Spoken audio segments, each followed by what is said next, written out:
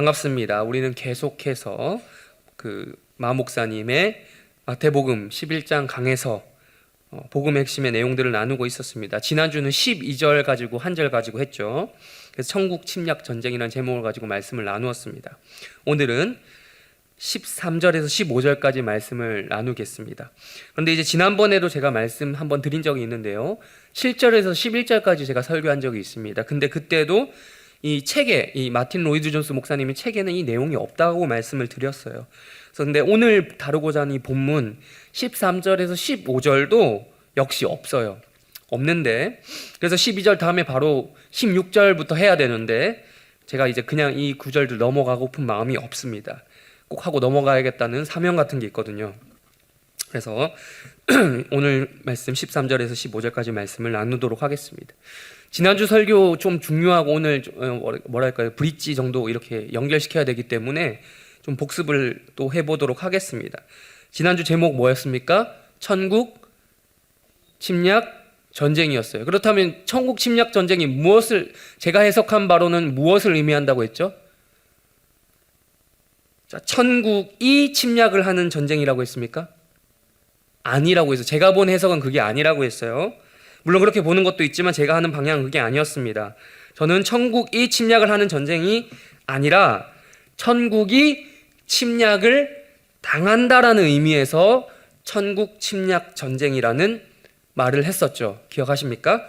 그래서 능동태가 아니라 이 12절 말씀, 눈으로 보세요. 12절을 보시면 능동태로 해석을 하는 것이 아니라 이 12절 적힌 그대로 천국이 침략을 당한다, 수동태로 해석을 한다라고 말씀을 드렸습니다. 그래서 물론 이 천국의 존재 자체가 무슨 천국이 침략을 당하는 뭐 그런 약해 빠진 그런 존재 자체적으로 봤을 때 그런 약한 곳은 아니라고 말씀을 드렸죠. 저도 그거에는 동의한다고 했어요. 천국은 감히 사람에 의해서 침략을 받을 수 없는 곳이죠. 그렇죠. 건드릴 수도 없어요. 사람이 어떻게 천국을 건드릴 수 있겠습니까? 무너지지 않는 영원한 곳입니다. 그러나 이 본문에서 우리가 볼 수 있는 11장 12절 이 본문에서 예수님께서 지금 말하고 있는 화법을 이해해야 돼요. 이 문맥, 이 말하는 스타일을 이해해야 되는데 그게 아니라고 했죠. 세례 요한과 예수님이 지금 어떤 사역을 하다가 지금 고난과 고통을 받고 있습니까? 왜 지금 폭력을 당하고 있습니까? 천국 복음을 전하다가 당하고 있단 말이에요. 천국 복음을 전하다가. 그러니까 세례 요한과 예수님을 박해하고 폭력을 가하고 공격한다라는 것은 곧 그 말이 천국이 폭력을 당하고 있는 상황이란 말이에요. 예. 천국이 침략을 당하고 있는 상황이란 말이죠. 실제로 우리가 죽어서 가게 될 그 천국 있잖아요. 그게 그런 폭력을 당하고 있다는 것이 아니라 그 천국을 전하고 있는 이 마태복음 11장 이 시점에서 천국을 전하고 있는 이 시점에서 천국의 실체이신 그 예수님, 그리고 천국을 예고했던 세례 요한이 반대를 받고 있고 폭력을 당하고 있는 것 같다라는 거죠. 그런 의미에서 상징적으로 표현한 상황이 바로 천국이 침략을 당하고 있더라, 그 말이라고 제가 지난주에 이야기를 했어요. 그러면서 한 가지 더 이야기했죠. 수동태 거기서 끝난 게 아니었고요. 그렇다면 그 천국을 침략하는 자들이 누구냐, 그 문제가 남아있다고 했어요. 침략자들이 누구라고 했습니까? 저는 두 가지 가능성 중에서 무엇을 택했습니까? 하나는 예수님을 믿고 따르는 제자들이 될 수도 있고, 하나는 예수님을 반대하고 핍박하던 무리들이 될 수도 있다고 그랬어요. 헤롯, 바리새인, 유대인들 이런 거죠. 제가 첫 번째라고 했습니까? 두 번째라고 했습니까? 저는 두 번째라고 했어요. 그 중에서 가능성 첫 번째를 따르면 어떻게 된다고 했죠? 예수님을 믿고 따르는 제자들로 해석을 하면 어떤 결론이 난다고 했죠? 천국은 우리와 같은 예수님을 믿는 제자들에 의해서 침략을 당하는 곳이다. 즉 열심히 복음을 전하고 열심히 복음을 믿자. 예. 열심히 적극적으로 믿음을 가지고 능동적으로 천국을 침략해 들어가자. 천국까지 우리가 막 뛰어가자. 이런 식으로 해석이 된다고 했죠. 근데 저는 그렇게 해석하지 않았다고 했어요. 저는 어떻게 해석한다고 했죠? 두 번째를 이야기했죠. 즉 천국을 침략하는 자는 누구냐? 예수님을 반대하는 무리들로 봤어요. 예수님을 반대하는 무리들. 즉 아까 헤롯, 헤롯 왕 그리고 유대인들 뭐 바리새인들 이런 사람들 있잖아요. 예수님 항상 그 미워했던 사람들 그걸로 해석한다고 했습니다. 그래서 마태복음 11장 전체의 문맥을 보면 앞뒤로 마태복음을 쭉 보면 지금 예수님과 세례 요한은 박해를 받고 있어요. 어떤 핍박을 받고 있어요. 폭력을 당하고 있어요. 누구에 의해서? 문맥을 보면 알죠. 누구에 의해서? 예. 유대인들에 의해서. 그러니까 자연스럽게 그런 지금 천국이 침략을 당하고 있는 상황, 이것을 이제 문맥적으로 자연스럽게 보면 유대인들이 된다라고 우리가 볼 수 있다고 했어요. 즉 우리는 12절의 내용을 다음과 같이 정리했습니다. 12절을 눈을 보시면서 귀로 한번 들으시면 좋을 것 같아요. 세례 요한의 때부터 지금까지 세례 요한과 예수님이 외치던 그 천국은 침략을 당하고 있다. 혹은 폭력을 당하고 있다. 누구에 의해서? 침략자들에 의해서, 유대인들에 의해서 약탈당하고 있다. 이렇게 해석할 수 있다라고 말씀을 드렸습니다. 그래야 이게 11장 전체적인 문맥과 자연스러운 연결이 된다라고 했어요. 지난주 복습입니다. 근데 오늘도 지난주와 똑같진 않지만 역사 이야기로, 역사 한 토막으로 좀 시작을 하려고 합니다. 지난주는 투머치였던 것 같아요. 너무 많은 이야기, 한국사 이야기를 얘기하려다가 산으로 간 것 같은 느낌이 있었는데 길을 잃어버린 것 같았어요. 오늘은 한 가지 이야기를 하려고 합니다. 영국과 프랑스 이야기를 하려고 하는데, 영국 입장에서는 도버 해협이라고 불리고 프랑스 입장에서는 깔레 해협이라고 불리는 이 바다, 이 두 나라 사이에 바다가 있어요. 이 바다를 놓고 있는 이 두 나라는 전통적인 앙숙 관계입니다.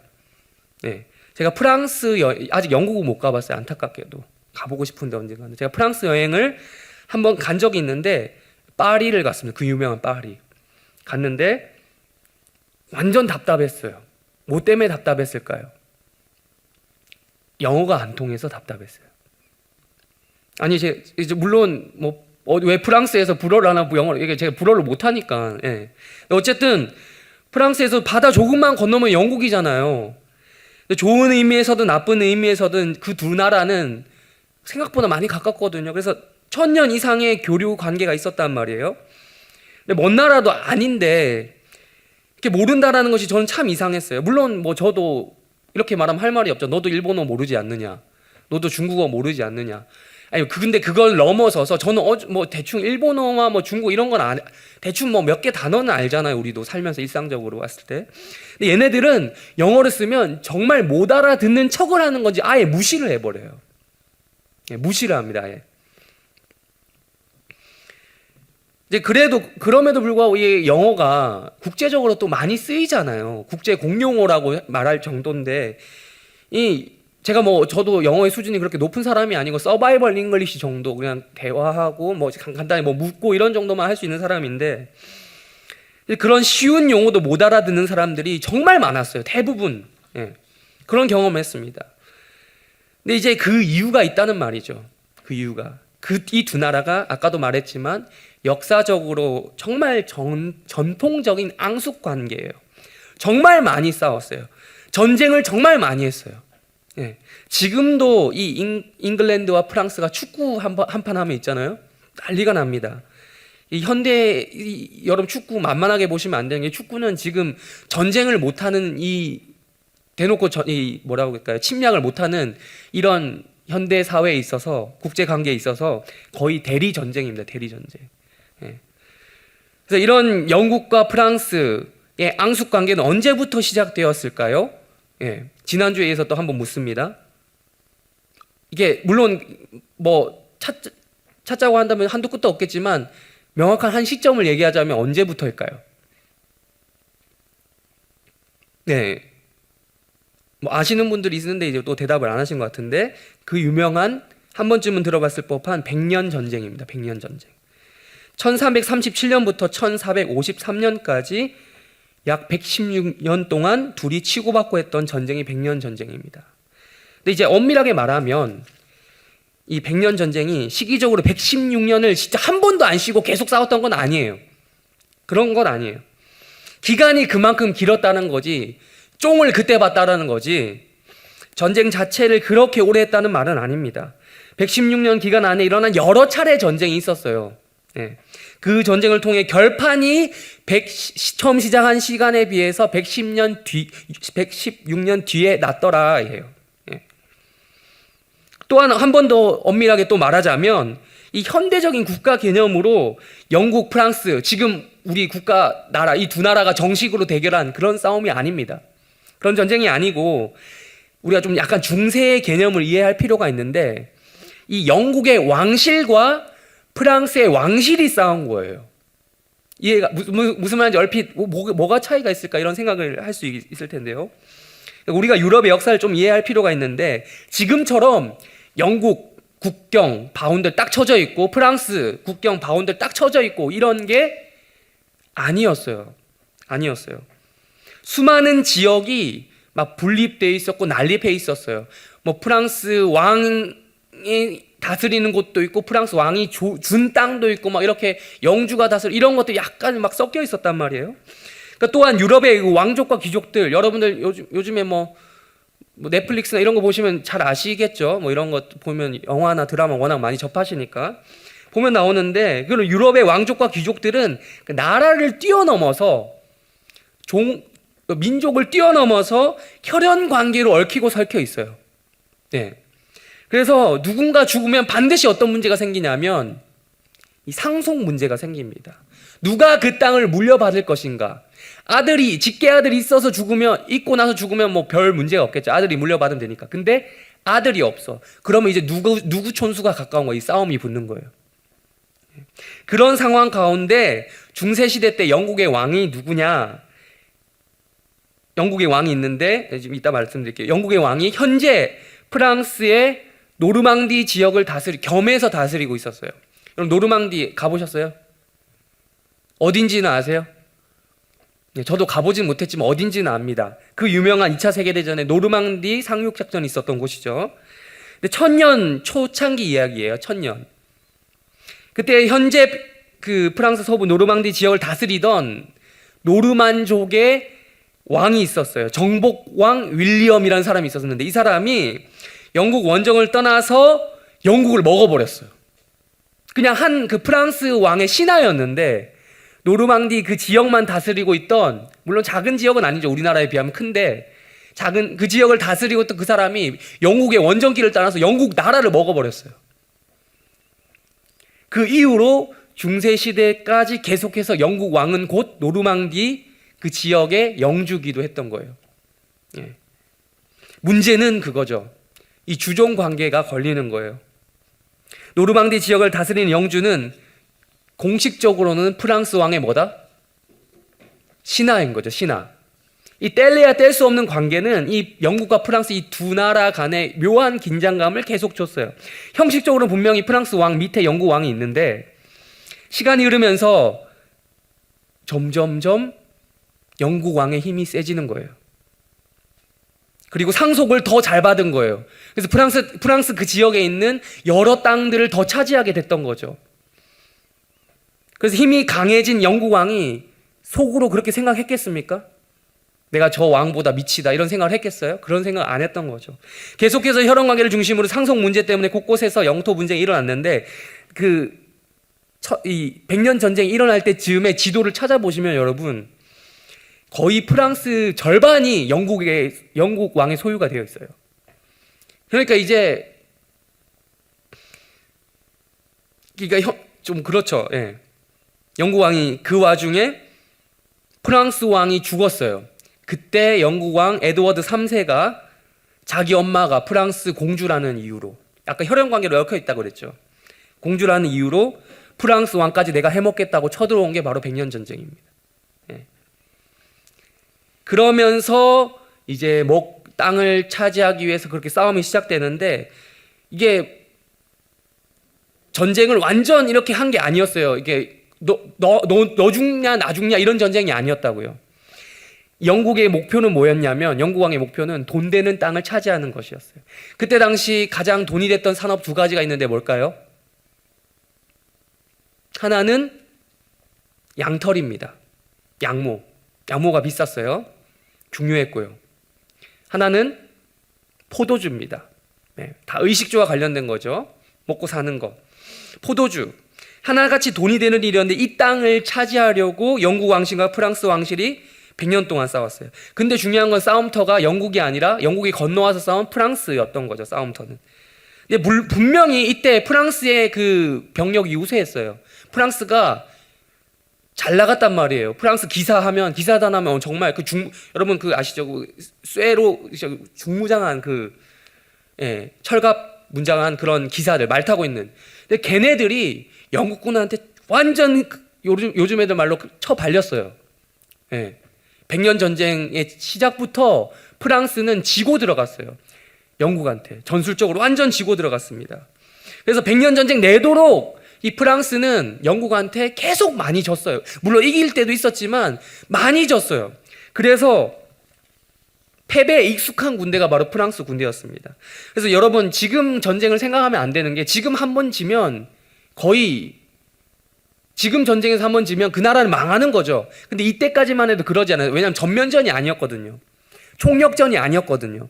1차 세계대전, 2차 세계대전 이후로 전쟁이 총력전 양상을 띠면서 정말 너 죽고 나 죽자, 너 죽고 나 살자 뭐 이런 식이 된 거지. 그 전까지는 싸워도 추스리고 도망가서 신사적으로 또 풀어주기도 하고 기사도라고 해서 풀어주기도 하고 그래서 그래 다시 추스리고 와서 싸우자 뭐 이런 식으로 해서 계속 지역적인 전투가 계속됐어요.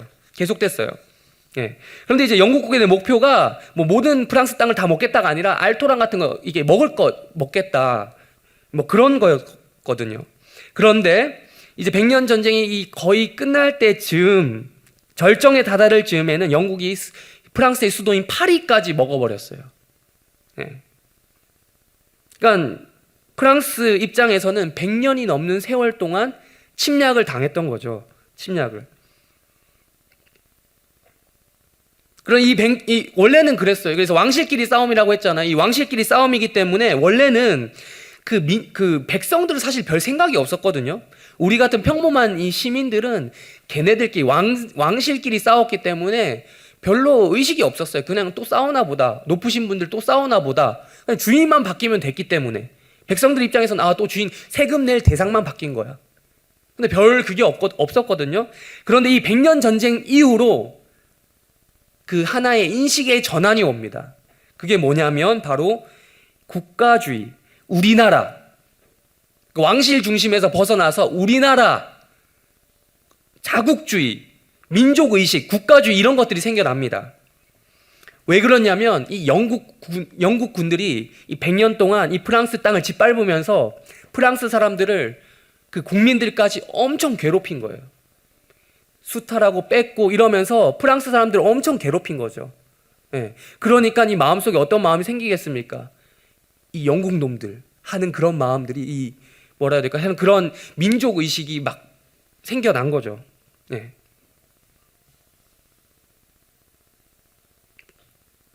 그래서 지금 프랑스 하면 너무 강국이지만 전혀 다른 얘기지만 100년 전쟁 당시의 그 중세 시대 때는 그 프랑스도 나름 100년이 넘는 세월 동안 외세에 의해서 영국에 의해서 침략을 당했던 그런 슬픈 역사를 가지고 있는 나라였습니다.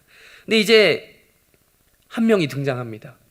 한 명이 등장하는데 그 한 명으로 인해서 역전이 일어나기 시작하는데 정말 나라적으로 전체적으로 망할 뻔했는데 한 명이 나타납니다. 그 이야기를 잠시 접어두고 이따 하도록 하겠습니다. 이처럼 오늘 읽은 마태복음 11장 읽었죠. 마태복음 11장을 읽었는데 여러분 이것처럼 아까 말씀드렸던 이 100년 전쟁의 상황처럼 어쩌면 마태복음 11장의 시점에서 보면 이 천국이라는 나라 있잖아요.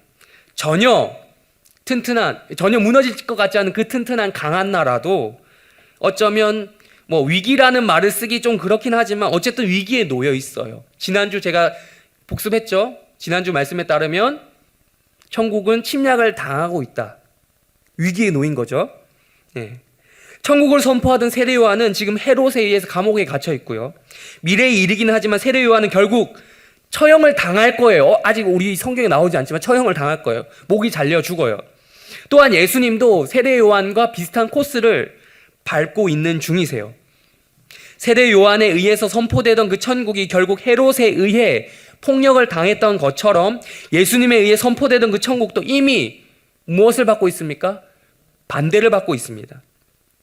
또한 더 예수님은 더 폭력을 당하실 것이고 결국 예수님도 십자가에 달려서 처형당하겠죠. 그런데 이것도 그런데 지금 오늘 마태복음 11장 이 시점을 보면 같은 팀인 줄 알았던 세례 요한과 예수님 동맹 사이 문제가 생긴 거죠. 트러블 생겼죠. 그래서 우리가 쭉 봤던 11장 계속해서 보고 있던 그 문제 발생한 거잖아요. 세례 요한은 예수님께 자기 제자들 보내가지고 당신 정말 메시아 맞나요? 뭐 이런 얘기하고 있고, 예, 근본적인 질문 던진 거죠. 좋은 의미에서 근본적인 질문이 아니라 나쁜 의미에서 상대의 정체를 의심하는, 메시아이신 그리스도의 정체를 의심하는 그런 말들을, 질문들을 막 던졌어요. 신뢰를 깨트리는 거죠. 동맹을 깨트리는 그런 질문. 그러니까 천국을 침략하려고 하는 외부의 적들, 침략자들을 물리치기 위해서 어떻게 해서든 지금 단결해도 모자랄 판인데, 그건 둘째 치려더라도 지금 내부의 문제조차 해결하지 못하는 그런 상황, 내우외환이라는 말이 딱 맞아떨어지는 그런 상황이죠. 그야말로 총체적 난국입니다. 지난주 그래서 12절 말씀에 따르면 천국을 선포하던 이 세례요한 그리고 예수님, 그러니까 이 두 분 천국 자체이시죠. 이 천국을 반대하는 유대인 침략자들을 위해서 침략을 당하고 있는 천국은 뭐다? 위기 상황이다. 사람들이 볼 때 마태복음 11장에서 그걸 지켜보고 있는 사람들, 예수님의 제자들 및 많은 유대인들이 봤을 때, 아, 쟤네들 지금 위기다. 천국 위기다. 아까 말했던 프랑스 위기다. 이런 상황이 펼쳐지고 있었던 것이죠. 그런데 있잖아요. 오늘 이어지는 예수님의 말씀, 13절 이후의 말씀을 통해서 예수님께서 말씀하시는 것입니다. 누가 봐도 위기인데, 침략을 당하는 건 지금 팩트인데, 침략을 당한다고 해서 그것을 위기로 보지 않으신다라는 거예요. 예수님이 위기가 아니라는 거죠. 침략을 당하고 있는데 위기가 아니다. 이게 무슨 말일까요? 13절 우리 한번 보시겠습니다. 13절 한번 다시 읽을게요. 시작.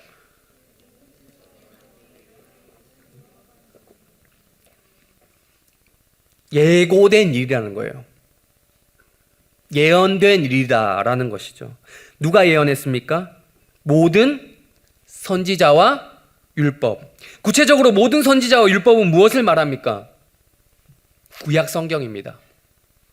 지난 제가 리더 모임 시간에도 얘기했고 수요 성경 공부 시간에 얘기했지만 구약 성경을 히브리인들은 히브리어로 타나크라고 부른다고 했어요.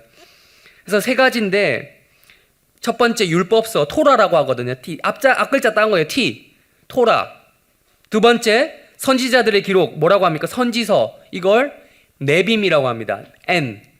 마지막 세 번째 성문서, 거룩한 문서들이라고 해서 시편, 잠언, 전도서 이런 것들을 나머지 구약 성경 모두를 합쳐서 케투빔이라고 부릅니다. 케투빔. 앞글자를 따서 타나크라고 부릅니다. 그러니까 이게 모든 선지자와 율법이라 지금 말했단 말이에요. 이거는 뭐냐면 구약 성경 전체를 말하는 거예요. 네. 구약 성경 전체가 예언하고 있다. 뭐를? 천국을. 천국이 어떻게 될 것을 예언하고 있다? 침략 당할 것을. 우리가 지금 이 13절은 12절까지의 모든 내용을 받는다고 보시면 됩니다. 천국이 침략 당할 것을 이미 예언하고 있다. 구약 성경은 그것을 알고 있었고 그걸 이야기한다라는 거죠. 천국은 위기다. 알고 있어. 이상하게 생각하지 마가 예수님의 말씀인 거예요. 아니 사실 구약 성경에서부터 천국은 여러분 언제나 위기의 상황 가운데 있었어요. 어제 오늘의 일이 아닙니다. 그게 언제까지 계속된다라고 지금 예수님이 얘기합니까? 13절 마지막 요한까지, 세례 요한까지. 언제나 천국의 위기는 있었는데 그 위기 가운데 하나님께서 어떤 특정한 사람을 때마다 보내셨어요. 그리고 그 위기에 빠진 천국을 구하게 하셨어요. 그게 바로 세례 요한의 역할, 세례 요한의 때까지 세례 요한의 역할이었고 궁극적으로 세례 요한이 예고했던 예수님도 포함되는 것입니다. 인간의 시선을 볼 때 여러분 천국 있잖아요. 천국이 당한다 지난주 얘기하고 끝났는데 천국은 늘 위기에 빠지긴 했어요. 하지만 하나님께서 볼 때는 하나님의 시선을 볼 때는 늘 위기는 있었던 거야. 그러니까 위기가 아닌 거야. 왜 망하지 않는 결코 천국은 그렇게 위기는 있었지만 침략을 당하는 것 같지만 침략을 당해서 뭔가 위기에 빠지거나 그러진 않았거든요. 천국의 위상에 결코 흔들림이 없었거든요. 계속해서 예수님과 세례 요한을 같은 동일선상에서 놓고 이야기하고 있긴 했지만 또 구분해야 될 이유는 있습니다. 아까 말씀 안 드렸군요. 우선 마태복음에서 똑같이 세례 요한과 예수님이 했던 사역이 있죠. 세례 요한도 똑같이 이런 얘기를 했습니다. 마태복음 3장 2절에서 회개하라 천국이 가까이 왔다. 예수님도 마태복음 4장 17절에서 동일하게 회개하라 천국이 가까이 왔다라고 얘기하셨어요. 그러니까 동시대에 활동했고 같은 메시지, 천국이 왔다는 메시지를 같이 이야기했는데, 그래서 이때까지 제가 둘이 같은 편이라고 얘기한 거예요. 네, 똑같은 말 했으니까. 그래서 세례 요한만큼은 예수님 의심하면 안 되는데 의심했다고 했잖아요. 근데 여기서 제가 이야기하고 싶은 건 같은 편인데 구분해야 될 필요도 있어요. 같아 보이지만 같은 말 했지만 다른 분이잖아요. 세례 요한은 메시아를 예고했고 준비했던 사람이라면, 똑같은 말을 했다고 해도 세례 요한은 메시아, 예수님을 예고한 사람이라면 예수님은 세례 요한이 그렇게 예고했던, 세례 요한을 포함한 지금 13절에 나온 모든 선지자, 구약 성경이 기다리던 그분 예수님이셨기 때문에, 메시아셨기 때문에 이 구별할 필요도 있다는 거죠. 똑같은 말을 했지만 다른 거죠. 천국이 올 거야, 준비해. 세례 요한. 천국이 왔어, 그게 바로 나야, 예수님이라는 것입니다. 그렇습니다. 모든 선지자 율법이 예언한 것은, 즉 구약 성경이 예언한 것은 천국이고, 천국이 폭력을 당한다, 천국이 침략을 당한다, 이미 예고되었던 상황입니다.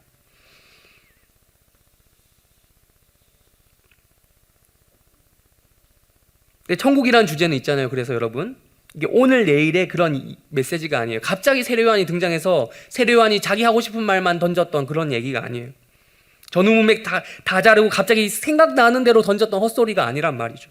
그렇다면 여러분, 과연 어디에서 요한 때까지 천국을 반대하는 자들에 의해서 천국이 침략을 당하는 그런 게 있을까요? 여러분, 제가 오늘 이걸 구약 성경, 모든 구약 성경을 다 살펴보고 싶지만 여러분들 힘들고 저도 힘들고 하기 때문에, 시간이 없기 때문에 다 하지는 못합니다. 예. 여러분, 왜냐하면 구약을 여러분 이렇게 공부해 보신 적 있나요? 뭐라고 할까요? 하나님 나라의 관점, 이런 거 들어보셨어요? 천국의 관점으로 구약 성경, 신약 성경 이걸 하나로 뚫는 이런 게 있거든요. 제가 지금 그걸로 하기엔 너무 다 보기엔 시간이 없으니까, 네, 그 중에서 14절 말씀에 나오는 엘리야만 가지고 한번 이야기하도록 하겠습니다. 몇 날 며칠이 부족하기 때문에 우리 14절 한번 읽겠습니다. 시작.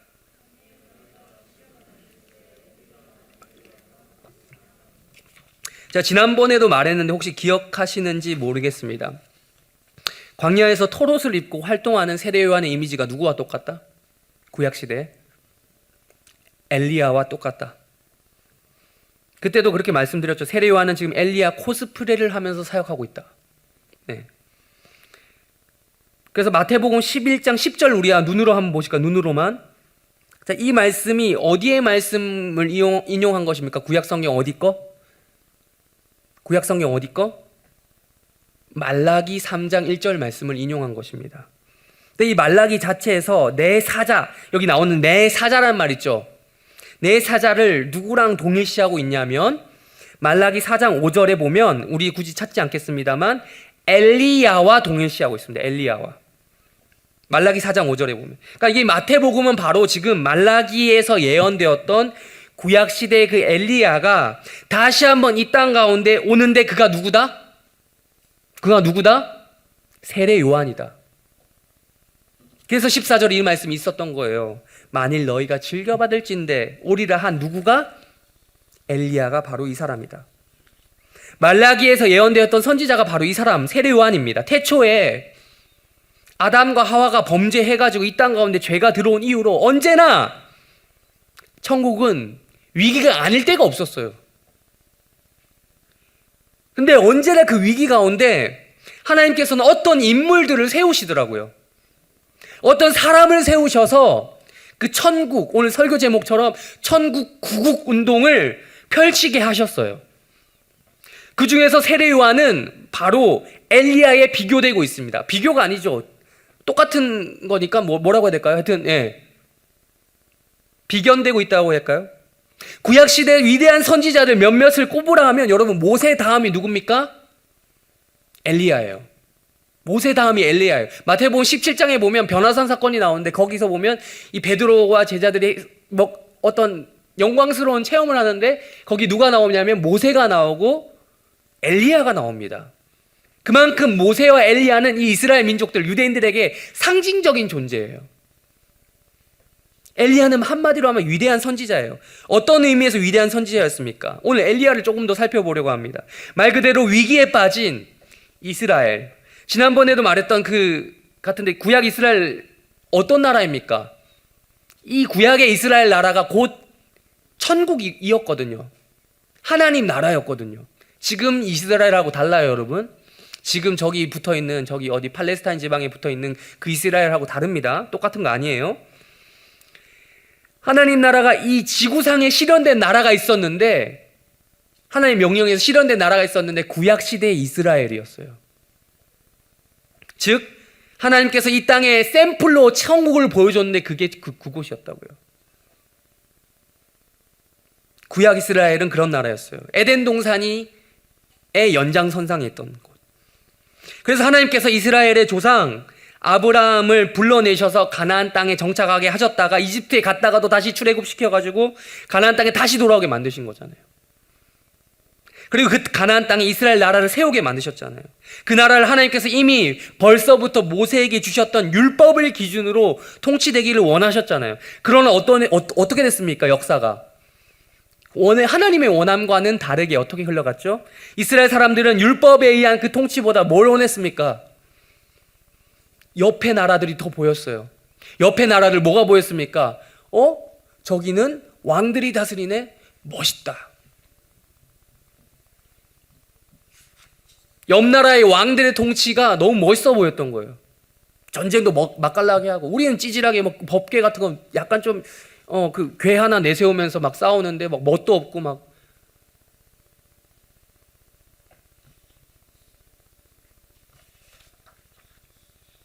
그래서 이 백성들은 왕을 구했어요. 하나님 볼 때 반역이었죠. 그런데 반역이었지만 하나님께서는 그럼에도 불구하고 이스라엘에게 왕정 통치를 허락하셨어요. 왕을 세우게 또 하셨어요. 그리고 또한 사울이라는 실패 사례가 있었는데 그걸 통해서 너네들의 생각이 얼마나 잘못됐는지 깨닫게 해주셨으면서도 또 동시에 또 다윗이라는 새로운 왕을 주셨어요. 그리고 또한 다윗을 통해서 어떤 일이 일어났습니까? 하나님의 뜻을 실현하는 어떤 통치 철학을 하게 하셨어요. 즉 모세에게 주신 율법대로 통치하는 것이 바로 이스라엘 그 나라의 국가 이념이 되어야 한다라는 것을 깨닫게 해주셨어요. 그런데 얼마 못 가서 이스라엘은 우리 한반도처럼 곧 남과 북으로 갈라졌습니다.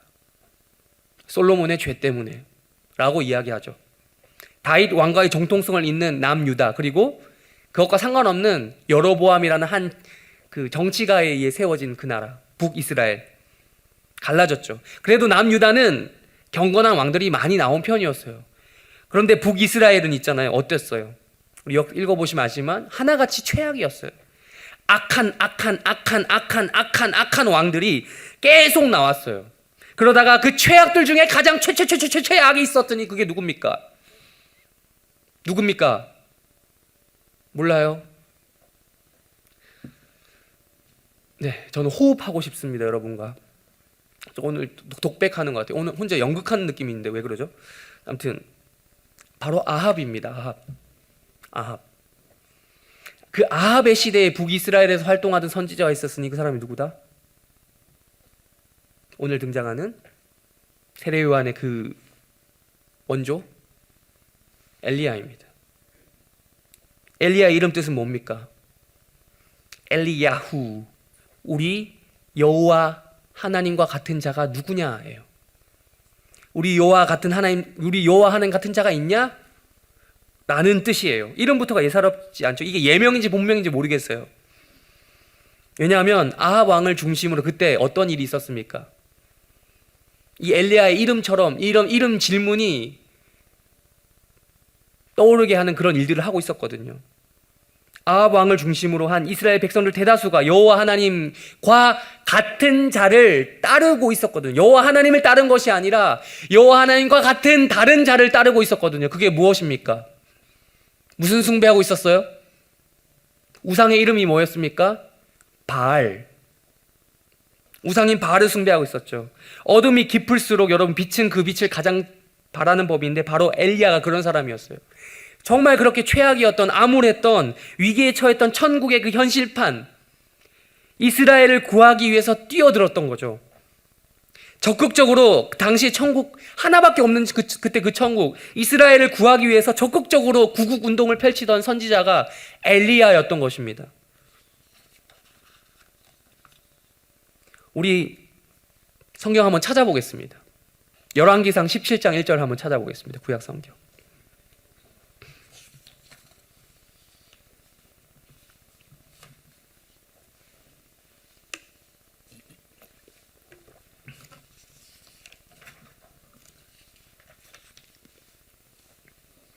열왕기상 17장 1절 우리 다 같이 함께 읽도록 하겠습니다. 구약 성경입니다. 시작.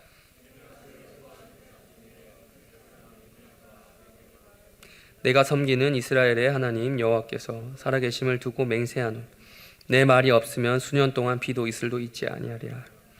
그럼 열왕기상 17장 보면 여러분 걱정하지 마세요. 이거 엘리야 요거 하나만 찾아볼 거예요. 열왕기상 17장에서 엘리야의 등장은 갑작스럽습니다. 어떤 예고도 없이 갑자기 등장해서는 아합 왕에게 들이댑니다. 그리고 말하는 게 뭐라고 들이댑니까? 여호와 하나님의 살아계심을 걸고 맹세하면서 축복을 하는 것이 아니라 저주를 내리죠. 어떤 저주? 어떤 저주? 비를 내리지 않겠다. 아니 비뿐만 아니라 습기조차 없겠다. 그런 강력한 저주를 내립니다. 그러면서 그 권위를 어디다 두고 있습니까? 내 말이 없으면. 오늘 이렇게 비가 많이 와서 습기 가득한 날을 좀 보내고 있어요. 그동안 비가 너무 안 와서 어제 하루 종일 비가 오는데 날은 우중충하긴 했지만 그래도 좀 참 다행이다 싶었습니다. 때에 맞게 비가 와줘야 되죠. 이건 뭐 당연한 원리잖아요.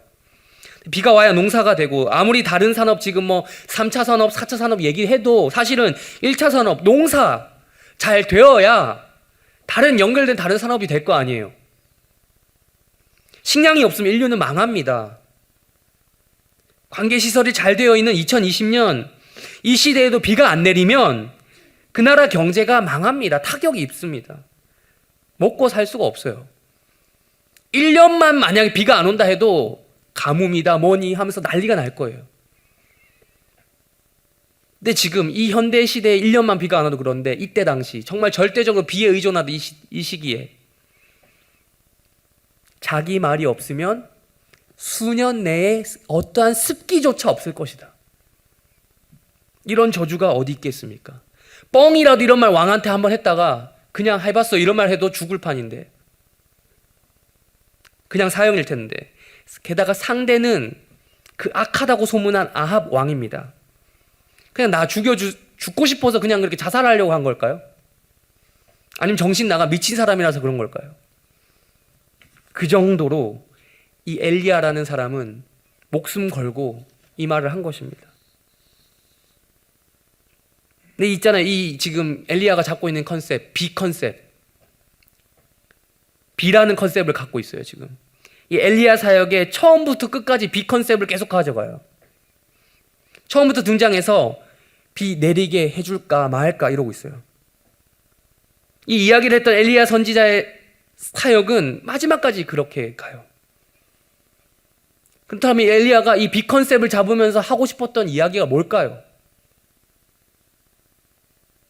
세례요한의 메시지와 똑같은 것입니다. 뭡니까? 뭐라고 했어요?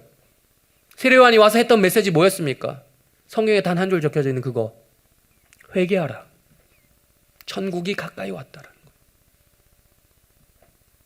이 땅의 천국, 이 땅에 실현된 그 하나님 나라가 곧 이스라엘 나라인데 그 나라가 천국답지 않은 거예요.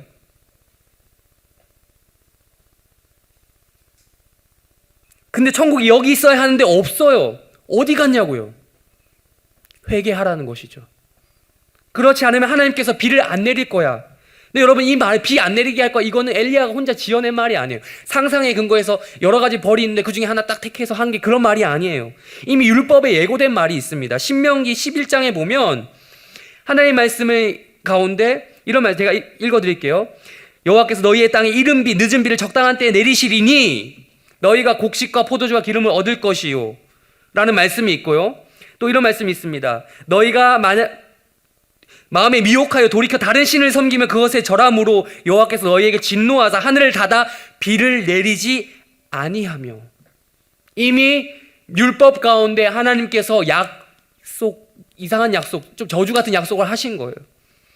그냥 엘리야는 그걸 그대로 전달했던 거죠. 자기 임의대로 비 컨셉 마음대로 잡은 게 아니라 철저히 율법에 예고된 바를 선포한 거죠. 그는 율법을 믿었던 사람이었던 거죠. 이게 왜 근데 특이한 게 아닌데 특이한 게 돼버렸어요. 왜 그런지 아세요? 이 시대에 이스라엘 사람들 대부분이 무시하고 있었던 사실이 바로 이거였거든요. 이스라엘 전 국민이 하나님 앞에서 적극적으로 하나님 떠났거나 아니면 애매하게 어디 갈까 줄타기 하고 있었다니까요. 모두가 무시하고 있었던 하나님이었어요. 그런데 이 엘리야만큼은 아니었거든요. 믿었던 사람이거든요. 천국이 지금 위기에 빠져 있지만 언제든지 하나님께서 은혜를 베푸시고 우리가 하나님께로 돌이키면, 우상을 버리고 하나님께 돌이키면 이 천국은 살아날 수 있다 라고 믿었던 사람이 엘리야였습니다. 물론 엘리야가 위대한 선지자긴 하지만 그도 인간이었어요. 야고보서에서 엘리야를 이렇게 평가하고 있습니다. 엘리야는 우리와 성정이 같은 사람이로되 그가 비가 오지 않기를 간절히 기도한즉 3년 6개월 동안 땅에 비가 오지 아니하고. 그저 이 엘리야가 다른 점이 있었다면 그 땅 가운데 여호와의 하셨던 그 율법의 말씀을 믿고 선포한 유일한 사람이었다라는 것이죠. 대다수가 바알 신앙에 무릎을 꿇거나 바알에게 복을 구하고 있던 그때 엘리야만큼은 여호와 하나님께서만 우리에게 복을 주실 수 있다, 하나님만 우리에게 비를 내려주실 수 있다라는 것을 믿고 있었던 사람이었던 거죠. 조금 부연 설명할까요? 바알 종교는 여러분, 바알 종교와 비는 어떤 관계가 있을까요? 바알 신에 대해서 좀 아세요? 바알 어떤 신입니까? 그리스 로마 신화로 얘기할 것 같으면 제우스예요. 제우스 손에 뭐 들고 있습니까? 번개 들고 있죠. 번개. 아닌가요? 맞죠? 네. 순간 헷갈렸어요. 저의 정보가. 폭풍우의 신, 비를 내리게 하는 신이었단 말이에요. 똑같습니다. 바알도. 여러분, 지중해권이 그 지중해 있죠. 지중해 중심으로 그 모든 나라의 그 신들이 이름만 다르고 다 비슷해요. 바알이 곧 제우스예요. 거의. 조금씩 다른 특징이 있겠지만, 디테일한 부분이 좀 다를 수도 있겠지만 어쨌든 거의 똑같은 신이에요. 즉 바알은 있잖아요, 비를 내려주는 신이기 때문에 땅을 비옥하게 해줘서 풍요롭게 만들어주는, 잘 먹고 잘 살게 해주는 그런 신이었단 말이에요. 가장 중요한 신이었어요. 근데 하나님께서 이미 이걸 알고 계셨어요. 바알 신앙을 경고하셨어요. 이미 모세 때, 그러니까 가나안 들어가기도 전에 이미 모세가 그 이스라엘 백성 끌고 나올 때 너희들 조심해, 바알 조심해라고 이야기하셨다니까요. 민수기에 보면 있잖아요. 모압이란 민족이 등장해서 이스라엘 민족들을 막 유혹을 해요. 무슨 신앙으로? 바알 신앙으로 유혹을 합니다. 거기에 수많은 남자들이 넘어가요. 모압 여인들과 행음을 합니다. 또한 하나님께서 또 한 가지 더 경고하셨잖아요. 출애굽하자마자 법을 주셨는데 그 1계명, 2계명의 내용이 뭐죠? 첫 번째 1계명, 너는 나 외에 당신들을 내게 두지 말라. 2계명, 우상을 만들지 말라. 근데 1계명, 2계명 이거 거의 사실상 똑같은 계명이에요. 그만큼 중요하다는 거죠. 반복. 너희에게 반드시 우상 숭배라는 유혹이 찾아올 것인데 그거 하지 말라는 거예요. 자유민으로 만들어줬는데, 자유롭게 만들어줬는데, 노예 해방시켜줬는데 또 그 우상의 노예가 될래? 말도 안 되는 우상을 섬기지 말라는 거죠. 있지도 않은 허상, 인간들이 조작한 그것. 나는 너희들에게 내 모습을 보여준 적이 없지만 실체인데, 우상은 그런데 우상은 너희들에게 모습은 보여주지만 허상이야. 가나안에 들어가면, 아니 들어가기도 전에 너희들에게 유혹이 찾아올 거라고 이미 하나님께서 예고하셨던 것입니다. 그래서 그런 게 실제로 드러났잖아요. 가나안 출애굽하자마자 금송아지 사건이 있었잖아요. 또한 이스라엘 그 가나안 땅에 안정적으로 정착하나 싶었더니 우상을 섬기다가 지금 아합, 엘리야 시대에 이르러서는 바알 신앙이 정말 심각해졌던 거죠. 풍요가 그들의 신이었어요. 잘 먹고 잘 사는 것, 부하게 되는 것, 그게 그들의 신이었어요.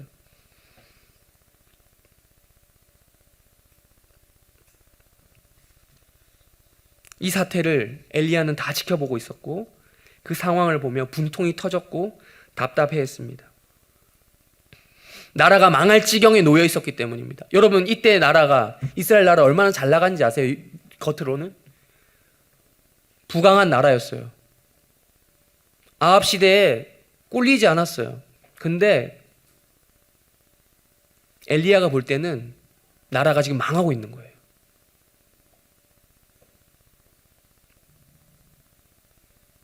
매우 어려웠던 거죠. 위기에 있었던 거죠. 모두가 바알 숭배에 정신이 팔려 있었기 때문에. 그래서 엘리야가 취했던 컨셉이, 그 율법을 잘 공부하고 알고 있었던 엘리야가 취했던 컨셉이 비 컨셉입니다. 비를 내리지 않겠다. 엘리야는 자신에게 주신 하나님의 그 말씀, 소명에 따라 충격요법을 쓰고 싶었던 거죠. 그래서 천국을 천국답게, 이 나라 이스라엘을 천국답게 만들고 싶었던 거죠. 그래서 목숨 내놓고, 진짜 목 내놓고 아방을 찾아간 거죠. 수년 동안 습기는 1도 찾아볼 수 없다.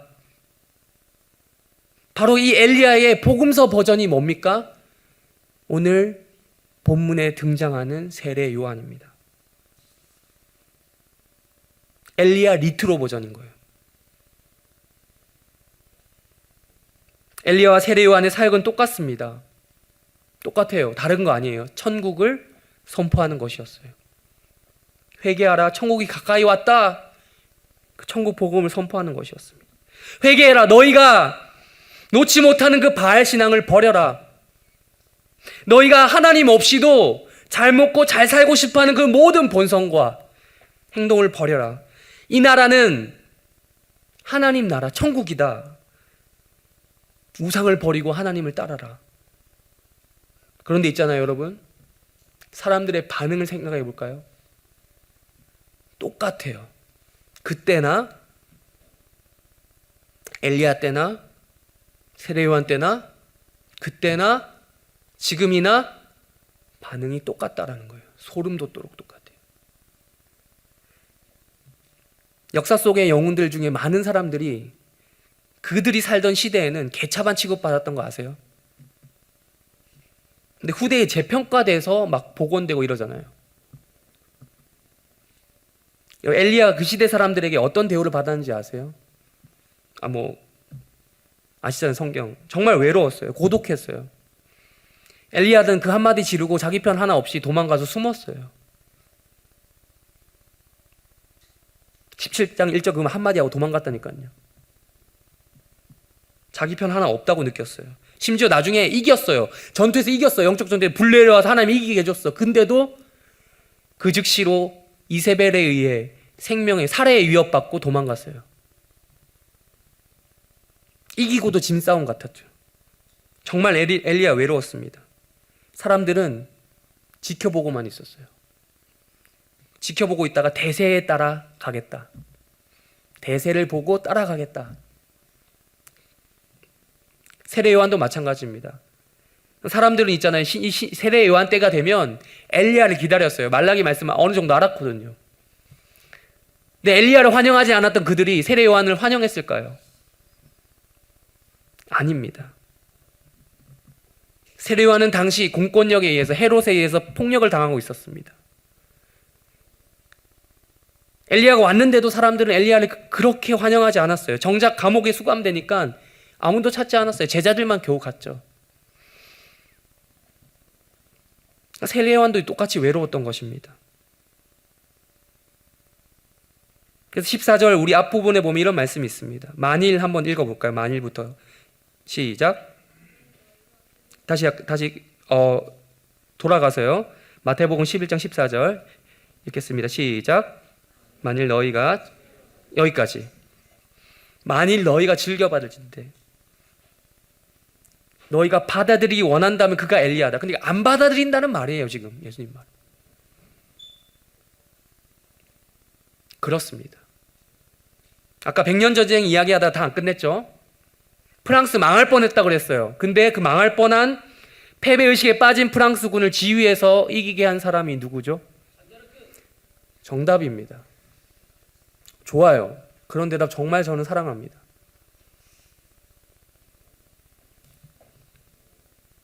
잔다르크는 아시다시피 여성이었습니다. 그것도 10대의 소녀였어요. 여러 가지 썰이 많아요. 어떻게 10대 소녀가 승부가 의해서 전쟁이 승부가 나냐? 그것도 한 번도 아니고 여러 번 이겼거든요. 미스테리라고 합니다. 혹자는 10대 소녀가 그렇게 용감하게 나서니까 성인 남자들이 쪽팔려서 쟤도 저렇게 하는데 우리가 가만히 있냐라고 그렇게 열심히 싸울 수밖에 없었다고도 하더라고요. 근데 확실한 거는 잔다르크의 지위에 의해서 전쟁을 이겼다라는 거예요. 이겼다. 재능이 없으면 그렇게 했을까요? 있었겠죠, 재능이. 프랑스군이 매번 지다가 이제 이기기 시작하고 결국 프랑스군이 이겼어요. 영국군은 완전히 쫓아내 버렸어요. 그런데 여러분, 이 잔다르크가 어떤 결말을 맞는지 아십니까? 싸우다가 또 전쟁하다가 혼자 영국군에게 사로잡힙니다. 그리고 종교 재판을 거쳐서 화형에 당합니다. 마녀로 찍혀서. 근데 있잖아요, 적군에게 붙잡혔으니까 그럴 수 있다 칩시다. 프랑스 왕실에서는 아무런 구명 활동을 하지 않았어요. 돈을 많이 주면 그때는 살려줄 수 있었거든요. 그것도 왕의 이름으로. 분명히 그 왕이, 지금 그때 프랑스 왕이 샤를 7세인데 이 샤를 7세를 왕위에 올린 사람이 잔다르크였어요. 잔다르크가 없었으면 이 왕은 없었어요. 근데 그녀의 입지를 견제했던 거죠. 살아서 오면 자기보다 더 큰 위협이 된다. 그래서 아무 활동을 하지 않았어요. 결국 본국민의 아무런 도움을 받지 못한 채 화형대에서 외롭게 죽었어요. 가톨릭 종교 재판에 의해서 죽었어요. 근데 이게 언제 복원이 되냐면 1909년 한 500년인가 하여튼 그 정도 시간이 지나서야 가톨릭 교황에 의해서 시복되었습니다. 가톨릭 종교 재판에 의해서 죽고. 언제나 구국 영웅들은 구국 활동을 했던, 구국 운동을 했던 자들은 나라를 위해서 외롭게 분투하다가 죽어갔던 것 같아요. 잔다르크가 프랑스인들의 자유를 위해서 그렇게 외롭게 죽어갔던 것처럼 엘리야가 이스라엘의 영적인 자유를 위해 바알 종교와 싸우다가 외롭게 도망쳤던 것처럼 세례 요한이 천국 복음을 전하기 위해 회개하라고 그렇게 외치다가 분투하다가 홀로 감옥에 갇혀다가 죽었던 것처럼 언제나 이 나라, 그 천국, 그 구국 영웅들은 그들이 소속된 나라를 위해서 외롭게 분투하였습니다. 왜 그랬죠? 그들의 목숨보다 그 나라가 훨씬 더 중요했기 때문입니다. 결과를 두려워하지 않았습니다. 살고 죽는 것은 죽어도 살아도 그 나라에 달려있다. 그들의 관심사는 딱 하나, 그들이 죽든 살든 하나, 나라를 구하는 것이었어요. 사실 제가 구국 영웅으로 이순신 이야기하려고 하다가 지난주에 한국사 해서 오늘 세계사를 했습니다. 말씀을 정리하겠습니다. 15절 우리 한번 읽겠습니다. 시작. 예수님께서 말씀하셨습니다. 이 모든 상황을 정리하면서 이렇게 얘기하셨어요. 귀 있는 자는 들을지어다. 우리는 들을 귀가 있는 사람들입니까? 우리 시대의 엘리야는 누구이고 우리 시대의 세례요한은 누구입니까? 그 천국이 여러분의 인생보다, 여러분의 인생 가운데 이 대한민국 땅에서 대한민국 시민으로 살아가는 것보다 더 소중합니까? 그 나라가 위험에 처하고 있다라고 느껴진다면 언제든 발벗고 일어날 준비가 되어 있습니까? 이 시대에 천국 구국 운동을 함께 펼쳐나갈 자들은 누구입니까?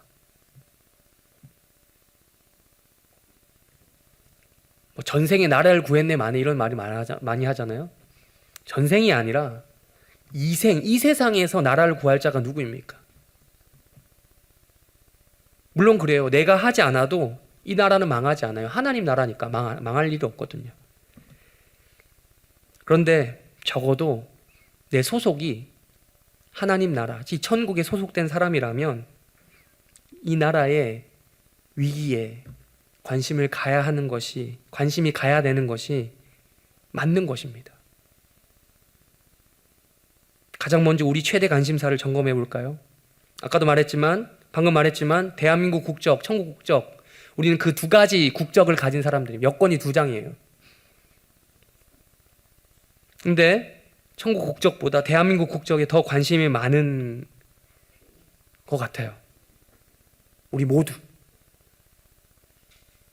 제가 이 땅에서 먹고 사는 문제가 중요하지 않다라고 이야기하는 것이 아닙니다. 살 길을 제발 찾으세요. 열심히 일하시고 열심히 스펙을 쌓으십시오. 그렇다면 그 먹고 사는 문제를 뭐 때문에 하는 거예요? 뭐 때문에 그렇게 돈 벌려고 하는 거예요? 뭐 때문에 그렇게 잘 나가고 싶은 거예요? 세상에서, 사회에서.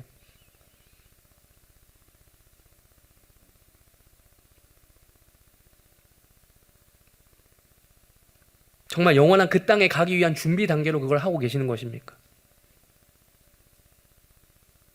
그 먹고 사는, 내가 잘 먹고 잘 살아서 그걸 통해서 정말 하나님의 영광, 그 하나님 나라의 영광에 참여하고 싶어서 그렇게 하고 있는 것입니까? 혹여나 내가 천국을 위해서 그렇게 한다고 말한다 할지라도 사실은 천국이 주는 어떠한 좋은 것 때문에, 천국 자체보다 천국에 계신 하나님이 아니라 천국이 주는 좋은 것, 나 죽어서 천국 가야지, 죽어서 이 땅에서 모르겠고 하여튼 죽어서는 좋은 곳 가야지, 지옥 가기 싫으니까, 이 정도의 마음으로 신앙생활을 하고 계십니까?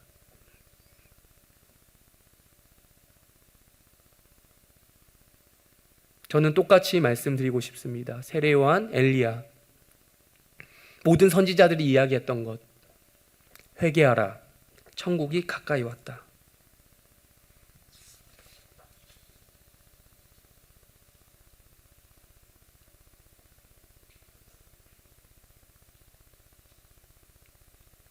마지막으로